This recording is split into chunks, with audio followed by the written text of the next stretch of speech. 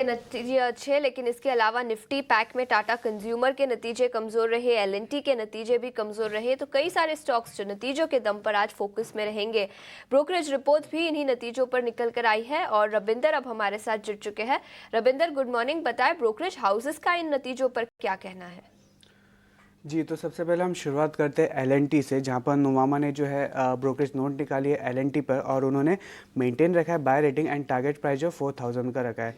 जहाँ पे उनका कहना है कि कंपनी का जो कोर ओपीएम है वो बॉटम आउट है करंट लेवल पर, जो कि ऑलमोस्ट 8.2% है। लेकिन जो FY26 से 27 का जो है उसमें वो जो है 8.5 से 9% पर देखने को मिल सकती है। और मैनेजमेंट की कमेंट्री आ रही, जहाँ पे मैनेजमेंट ने कहा है कि जो लार्ज टिकट ऑर्डर इनफ्लो है वो देखने को मिल सकता है Q4 FY25 में।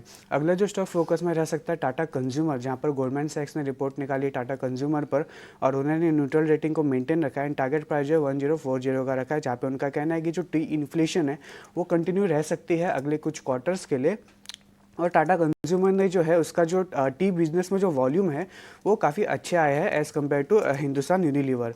अगला जो स्टॉक फोकस में रह सकता है गेल, जहाँ पर नुवामा ने मेंटेन रिड्यूस रेटिंग को जो मेंटेन रखा है एंड टारगेट प्राइस 159 का रखा है। जहाँ पे उन्होंने कहा है कि जो एनजी मार्केटिंग अर्निंग है उसमें आगे चल के जो है वॉलीटिलिटी देखने को मिल सकती है। और उन्होंने FY26 और 27 का जो EPS है वो 12% से कट किया है। और जो पाइपलाइन टैरिफ रिवीजन है वो एक्सपेक्टेड है Q1 FY26 में। अगला जो स्टॉक फोकस में रह सकता है भारत इलेक्ट्रॉनिक्स, जहाँ पर मैक्वारी ने मेंटेन रखा आउट परफॉर्म रेटिंग और टारगेट प्राइस जो है 350 का रखा है। जहाँ पे उनका कहना है कि जो हेल्दी एग्जीक्यूशन ट्रेंड है वो कंटिन्यू रह सकती है। और सबमरीन कंपोनेंट का जो ऑर्डर है वो जो है पाइपलाइन ऑर्डर हो सकता है कंपनी के लिए।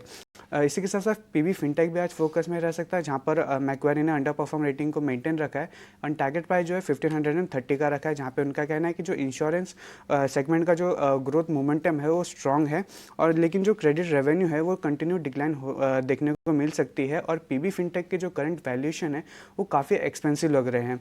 अगला इसी के साथ साथ डाबर भी आज फोकस में रह सकता है, जहाँ पर मॉर्गन स्टैनली ने जो है इक्वल वेट रेटिंग को मेंटेन रखा है एंड टारगेट प्राइस 531 का रखा है। जहाँ पे उनका कहना है कि जो इन्फ्लेशन है वो एक की मॉनिटरेबल होगा डाबर के लिए।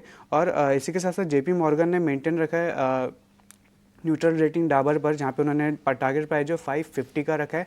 और उनका मानना है कि जो Q4 FY25 में mid single digit revenue growth देखने को मिल सकता है।